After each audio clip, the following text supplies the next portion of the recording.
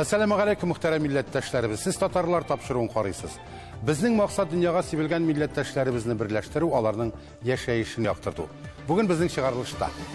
Alsu Gaynulina'nın jubiley kişisinden reportaj. Her şart müne bu sahnege, hem bu tamaşaşıra kirek bulup yaşarız. Uzun ömürlü buluruz, jubileyiz bırak ihlas kutlayız. İjavda yaşavçı küp balalı Mustafinlar gailesi. Ola şapikyaş, uzi de usi kile, kalsiz balarız kensindiken. Beryozovski şehrinde yaşavçı müderris Mustafin. Sener misiniz? Müderris abi hallerin nişek. Şey şerge kırdık sinin kırına. Rahmet. Tapşırığımız ahırında tarihi kadr sahifesi. Tatarstanda birinci mertebe sanatının eli bana kadar görülmegen türü televizyonda uyuşuğa bağışlanan sahifemizine devam ettiririz. Anın turunda bəxtli artist diler. Gələskər Kamal Teatrında Россия hem Tatarstan Respublikasının xalq artisti, Россия Devlet Premiyası, Abdullah Tukay isimindəki Devlet Premiyası laureatı Alsu Gaynulina'nın gümür beyramını belgilep öttiler. 70 yaşının 50 yılın ol Kamal Teatrı sahnəsində uzdıra. Kupqırlı talantlıya bolğan artist, tragediya, drama, komediya, satira ülkəsində büyük derecede turmuşcan, iste kalırlık obrazlar icat edi. Alsu Gaynulina'nın jubiley kişisinden bizning reportaj.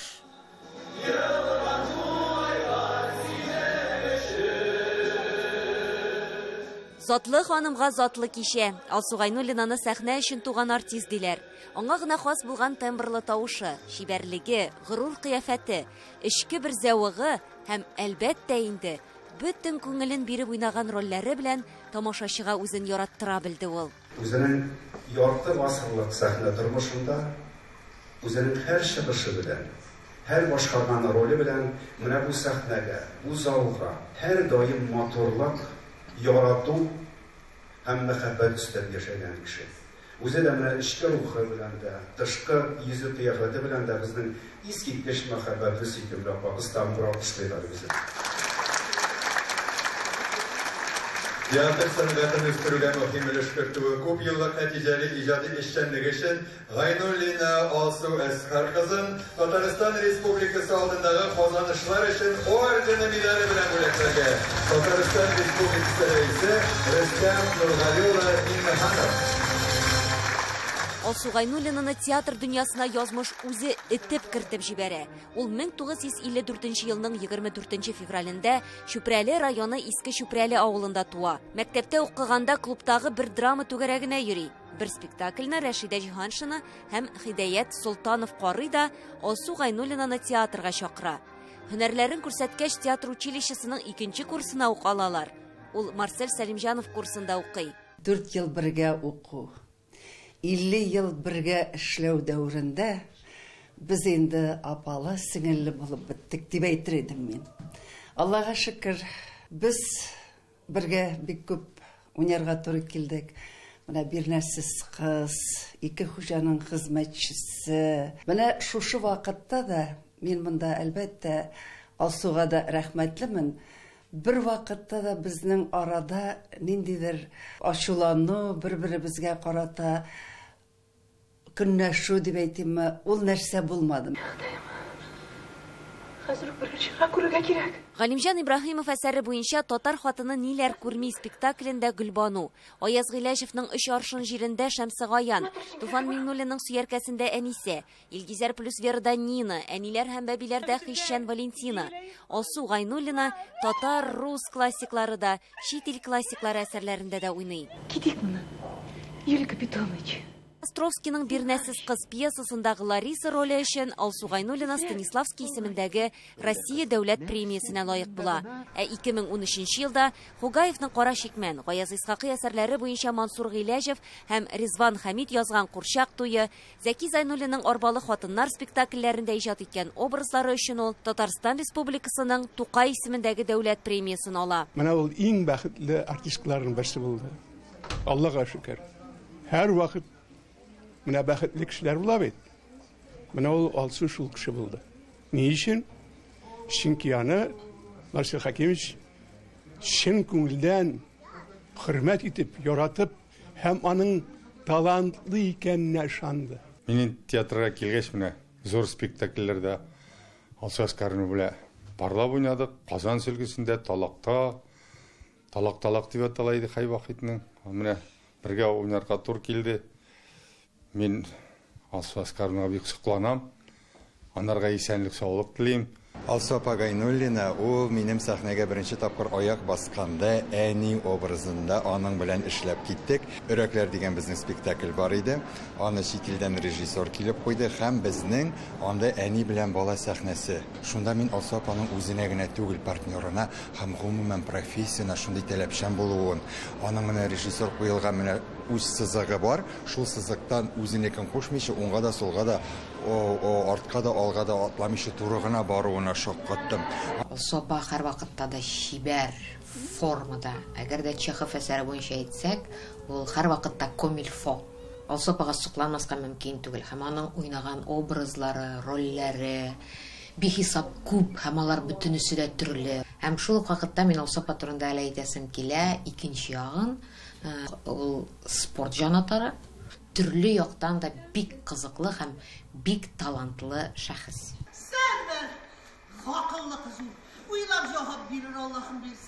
Алсу Гайнуллинаның юбилей кичәсенә Кәрим Тинчуринның «Сүнгән йолдызлар» спектаклен сайлап алганнар. Үз вакытында ул анда Сәрвәр ролен уйнаган иде. Бүген исә Фәрхи карчык образында. Заманында Илдар Хайруллин белән икесенең Сәрвәр һәм Исмәгыйльне уйнавын, ике шибәр артистның кавышуын күпләр күзәтте. Аларның гаиләсе дә инде быел алтын туйларын уздыра. Иң авыр Алсуга эләккәндер инде, чөнки мин теге бик кызып китүчән кеше, шуңа күрә бу вакытта Алсуның сабырлыгы гына безне коткарып торгандыр инде. Ул менә эшли башласа, әлбәттә, мин ярдәм итәргә тырышам инде андый вакытта, бик нитеп тормыйбыз. Ашында пешерәдерим, чөнки әйтәм бит, спектакль чыгарыр алдыннан һаман репетициядән кайтасың, әле репетициядән бушанып булмый, ул һаман шул ритмда ул фикерләр белән яшисең, тормышка, мондый көндәлек тормышка вакыт җитми, игътибар җитми. Камал театры сәхнәсе артында үскән уллары Искәндәрнең театрны сайлавы бер дә гаҗәп түгел. Ул инде Татарстанның халык артисты, киленнәре дә Камал театрында. Безнең Алсу Дәвани ул театрда таләпчән, әйдәп баручы актриса булса да, иде ул бик балаларны ярата торган Дәвани. Ул мине үзенең киң кочагына килен булганда каршы алды һәм шул кочагында хәзерге вакытка кадәр ул саклап, киңәшләрен биреп, ипләп кенә мине саклап тота хәзергә хәтле. Алсу Гайнуллина бәхетле хатын, рольләре күп, гаиләсе тулы, табигать биргән таланты һәм иң мөһиме үз тамашачысы бар. Эльвира Хөснетдинова, Владимир Гурьянов, Татарлар, Казан. Гаилә җәмгыятьнең киләчәге һәр кем өчен иң кадерле сыйыныр урын. Йортта яңгыраган балаларның шат көлүе әти-әнинең зур куанычы. Ижаудан Мустафиннар гаиләсе дә үзләрен дөньядагы иң бәхетле кеше дип саныйлар. Алар 5 ул тәрбияләп үстерәләр. Сабыйларына бар яктан да күркәм тәрбия бирергә тырышалар. Бердән булганда барысына да ирешеп була ди Мустафиннар. Тулырак алдагы сюжетта. Уенчылар эзләп Ирак барасы түгел. Мустафиннарның үз футбол командасы. Гаиләдә 5 малай үсә. Ял көннәрен балалар әтиләре Фәнис белән уздырырга яраталар. Ул алар өчен терәк тә, үрнәк тә. Егетләр һәр вакыт мәшгуль булсын дип тырыша. Мин маларга ирләрчә тәрбия бирәм. Бергәләп шунда менә чыгып футболлар уйныйбыз, бергәләп эшлибез. Биләргә барып, агач эшләрен өйрәтәм, шунда төрлечә эшләрне бергәләп эшләп нитеп җирибез. Уйныйбыз, җырлыйбыз белән, качанда биебез дә, биеп җибәрәбез. Миннән калмыйлар инде. Гел бергә. Спорт һәм хезмәт белән генә түгел, балаларны иҗат белән дә тәрбиялиләр Мустафиннар. Кечкенә Алмаз Курайда уйный, 2 ел элек Асылъяр татар җыр һәм бию ансамблендә шөгыльләнә башлый. Мне очень нравится туда ходить. Асылъяр ансамбленә йөрергә миңа бик ошый. Анда без Курайда уйныйбыз, биебез, концертларга йөрибез. Ходим на концерты. Алмазның иң зур теләге туган телдә иркен аралашу. Моның өчен гаиләдә бөтен мөмкинлекләр дә бар. Әниләре Раушания балаларга һәр көн татар телендә китаплар укый, халкыбыз уеннарына, җырларына өйрәтә. Шәп итә. Куллар Biz үйдә татарча эшләбез һәм бөтен балаларны да өйрәтәбез. Безнең 2 бала, Булат белән Алмаз, татар мәктәпкә йөриләр, 6-нчы гимназия. Һәм бу елны безнең Таңсалим барачак 1-нче класска. Улларына тәрбия бирүдә әби-бабайларның да роле зур. Илсөя һәм Әхәт Мөхәммәтшиннәр бәхетебез балаларда һәм оныкларда диләр. Малайларга милли һәм дини тәрбия бирәләр. Бергәләп татар халык ризыкларын пешерәләр, кечкенәдән хезмәткә өйрәтәләр. Бөтен ниятем балаларга үзебезнең гореф-гадәтләрне оныкларга кертеп, әлхәмдүлилләh, алар татар телен онытмыйча, гореф-гадәтләрне онытмыйча, ислам динендә булып, безне шатландырсалар идем. Ишле гаиләдә үскән балалар да туган җанлы, ярдәмчел. Оныклар гаиләдәге өлкәннәргә чын терәк. Мин әби белән бабаны бик яратам. Кыш көннәрендә мин аларга кар булышам, чистартырга, аларның бакчаларында эшлим. Менә мин аларны шатландырырга телим. Мәктәптән соң аларга керәм, хәлләрне сорыймын, ничек алар, бөтенесе мәйбәт, менә шулай инде. Мустафиннарның төп максаты балаларын аякка бастыру, лаеклы итеп үстерү. Ә шундый милли җанлы гаиләләр балалар булганда милләтебезнең дә киләчәге өметле. Ижаудан Назир Нығманов, Эльвира Вахитова, Татарлар.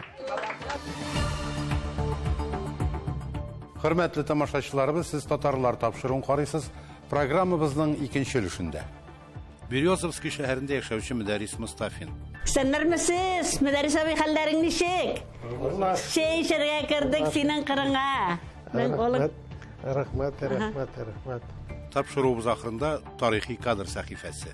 Татарстанда 1-нче мәртәбә сәнгатьнең әле моңа кадәр күрелмәгән түре телевидение оешуга багышланган сәхифәбезне дәвам иттерәбез. Киләсе сюжетыбызның герое Свердловск өлкәсе Березовский шахтасында 35 ел эшләгән Мөдәррис Мустафин. Лайыклы ялга чыгып 70 яшендә яраткан җырын башкару өчен беренче тапкыр сәхнәгә менә. Инде соңгы 15 елда ул Курай татар халык вокаль ансамбленең солисты. Урал төбәгендәге хәбәрчеләребез халыктан чыккан җырчы Мөдәррис Мустафин белән якыннан танышып кайттылар. Пап, я тебе сегодня хочу сделать подарок. Я тебе приготовила сюрприз. Смотри.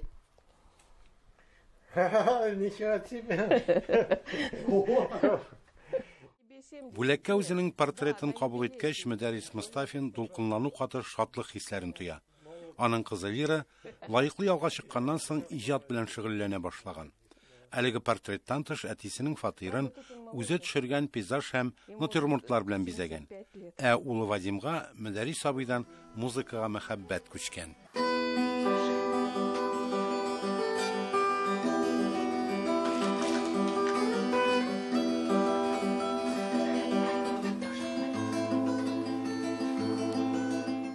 Мөдәррис Зыя улы Уралга 20 яшьлек егет чагында Башкортстанның Тәтешле районы Югары Кудаш авылыннан күченгән. Бирдә үз язмышын шибәр кара чәчле кыз Зоханы очраткан. Ул да Березовский шәһәренә Башкортстанның Бурай районы Каенлык саласыннан күченә. Кызганыч 20 ел элек хатыны вафат була. Бик авыр вакытлар иде. Ул чакта якты тормыш уты кинәт сүнгән кебек тоелды, ди Мөдәррис әфәнде. Кайгысын балалар ярдәмендә баса ул. Бүген ул 2 онык, 4 онык баласы бабасы, ә кызы Лира әнисе Зохага бер тамчы кебек охшаган. Конечно, я желаю, чтобы я как можно дольше оставалась дочкой. Әле озак еллар дәвамында әти кызы булып каласым килә. Шуңа күрә аңа сәламәтлек, озын гомер телим. Без аны бик яратабыз. Барчабыз өчен ул үрнәк. Мөдәррис Мустафинның тагын бер юанышы татар халык җырлары. Җырларга бала чагыннан ук яраткан, әмма 35 ел дәвамында җир астында шахтада эшләү дәверендә бу шөгылен арткы планга куйган. Чөнки әлеге һөнәр җитдилек таләп иткән. Ул чакта җырлап концертлар куеп йөрү бер дә килешмәгән. Моннан тыш Мөдәррис әфәнде сәхнәгә чыгып җырларга уяла да торган була. Сабады Ирланда бергә эшләгән, шахтада эшләгән мужикларның берсе иде. Син шахтада эшләп йөрдең дә җырлап кайрып әйтәләр иде. Икенче атнада Переводскийга тамашашчылардан бирөө кычкырам. Молодец, Мустафин дейм. Мен көңүлүм кетти улай. 10 жылдык бар булага экенде ансамбльдә йөргәнгә. Березовский шәһәрендә яшәүчеләрнең эштән берилеше Татарстан һәм Башкортстан Республикасыннан күченүчеләрнең нәсел дәвамчылары. Әти-әниләре бирегә Бөек Ватан сугышыннан соң алтын һәм руда чыга торган урыннарны үзләштерү җирлегендә, фабрика һәм заводларда хезмәт итәр өчен килә. Бирдә урнаша, җирле халык булып санала башлый. Узган гасырның 90нчы елларында Березовский шәһәрендә беренче сабан туе оештырыла. Шул вакыттан бирле бу бәйрәм шәһәр тарихының аерылгысыз бер өлеше булып тора.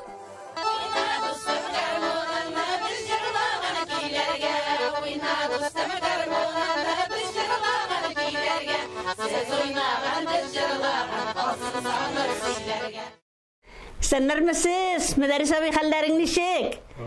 Шәй эчәргә кердек синең кырыңа. Рәхмәт.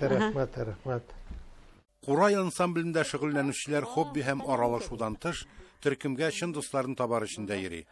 15 ел эчендә ансамбль әгъзалары бер-берсен туганнар кебек якын итә. Бүген дә сәхнәдәшләре өлкән дусларының сәламәтлеген белер өчен кунакка килде. Бу исә милли ризыклар белән сыйлану һәм татар телендә аралашу өчен дә бик яхшы сәбәп. Без аны бик яратабыз. Аңардан башка безгә булмый. Безгә ул кирәк. Анның кебек җырчы безгә күп кирәк. Теләкләребез инде шулай һәр вакытта да безнең кырда йөреп торсын, аяклары, куллары эшләп торсын, башлары эшләп торсын, җырлап торсын безнең кырда. Без аның кырында йөгереп торабыз. Дип торабыз аның кырында. Безнең ишемнәр сабый үзе генә җырлый, сольный дип әйтегән. Аның бик яраталар җырлавын. Сора балалар менә мөдәррисне җырлатыгыз әле дип теге кайват концертта кычкыралар. Давай тагын чыгарыгыз әле мөдәррисне дип. Элеккеге шахтер буларак Мөдәррис Мустафин язмыш авырлыкларының бәясен бик яхшы белә. Шуңа күрә гади әйберләргә дә сөенеп яши. Татар халык җырларын башкарганда тамашачылар җыр куплетлары аша аның тормыш тәҗрибәсе белән уртаклашуында сизәсеман. Чөнки бар күңелен биреп җырлый бит Мөдәррис Мустафин.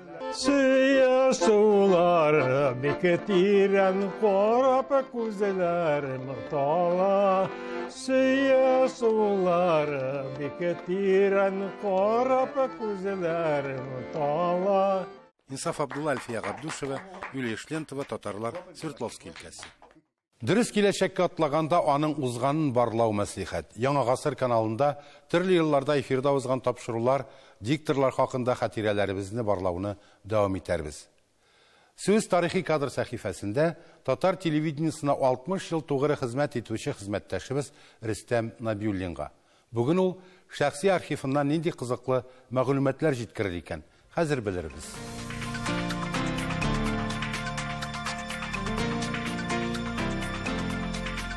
Исәнмесез, хөрмәтле тамашачыларыбыз. Сүзебез Татарстанда беренче мәртәбә сәнгатьнең әле моңа кадәр күрелмәгән төрі телевидение оешуга багышланган сәхифәбезне дәвам иттерәбез. Телевидение бөтен куәтенә эшли башлагач, республика дәрәҗәсендәге иң әһәмиятле бәйрәмнәрне, иң күренекле даталарны билгеләп, үзе менә дигән зур тапшырулар оештырыла иде һәм алар җәмәгатьчелек тарафыннан бик җылы кабул ителә иде. Күңелле иде андый вакытлар. Галиәскәр Камал исемендәге Татар дәүләт академия театрының һәр бәйрәме бөтен халык бәйрәме буларак билгеләп үтелә иде. Һәм без дә менә шушында әле моңа кадәр күрелмәгән зур огонек оештырдык. Зур студияны тамаша залы кебек көйләдек.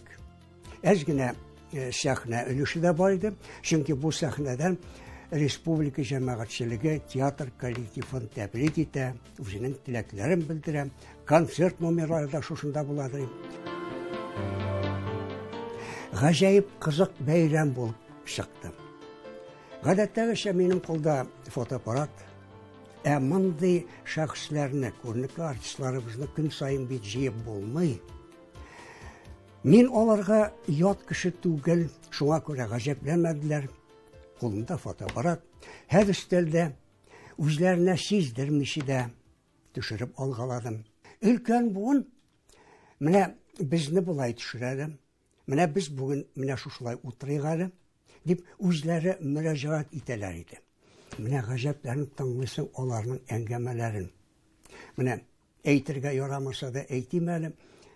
Ярый әле бу вакытта телефон булмаган. Телефон булса, һәр берсе шулай утырган булды. Менә һәр берсе шул кадәр ачылып китеп үзләре әңгәмә ясыйлар. Тыңлап туймаслар. Вера апа, Рөстәм менә мине шулай төшерәл дип үзе урын сайлады да рәхәтлән күңел белән төшерде. Аннан соң Фуат абый белән Халил Абдулуков. Ну инде безне җегетләрне ничек инде алмыйсың дип. Шунда нур өстенә нур булып Шәхсән Әсәндияров урталарына килеп басты. Карап туймаслык картина икән. Өлкән буын бит. Күзләрендә нур. Менә шушы бәйрәм эчендә уйланалар. Кирәк бит шунда Казан телевидение студиясының Ринат Сакаев иҗат төркем белән беренче театр дигән фильм, спектакль төшергән иде. Хәтерлисездер, никадәр генә карасаң да карап туймаслык әсәр килеп чыкты. Шушына күз алдына килде бит Шәхсәнәнең театрга барыр алдыннан күлмәк сайлауы. Әйдәгез бурында шуны шыпырт кына карап алыйк. Кайсы күлмәгемнеки? Башкасын. Буйга, бу бергән тире күлмәгемне киеммисең? Ки. Килешмәс. Аның чабулары тар булган. Алайса башкасын ки. Ал күлмәгем ничек була? Бик ал булыр. Кызыл? Бик кызыл. Яшел? Бик яшел. Сен кайсысын ки? Матурракны.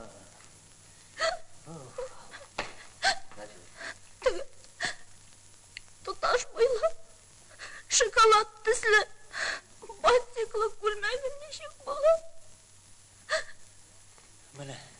Менә. Эзли торгач таптың тагын. Үзе шоколад төсле дисең. Бантик булыр дисең. Бик һәйбәт була инде ул, бик һәйбәт була. Бар кидерә. Ничек булды, шулай булды. Күлмәк табып Ирек Бахманов белән Гафифә театрга киттеләр. Барып җиткәннәр дип уйлыйк. Бу урында Мин сезне яхагыздан сирәп алып кайтамын да биргән булса, имансызлар, бәдбәхетләр, театр уйнамакчы булалар. Менә шушы үзекне күрсәткәннән соң сүземне төгәллим.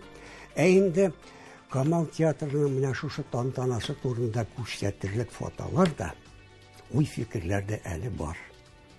Аларны сөйләргә насип булсын киләчәктә.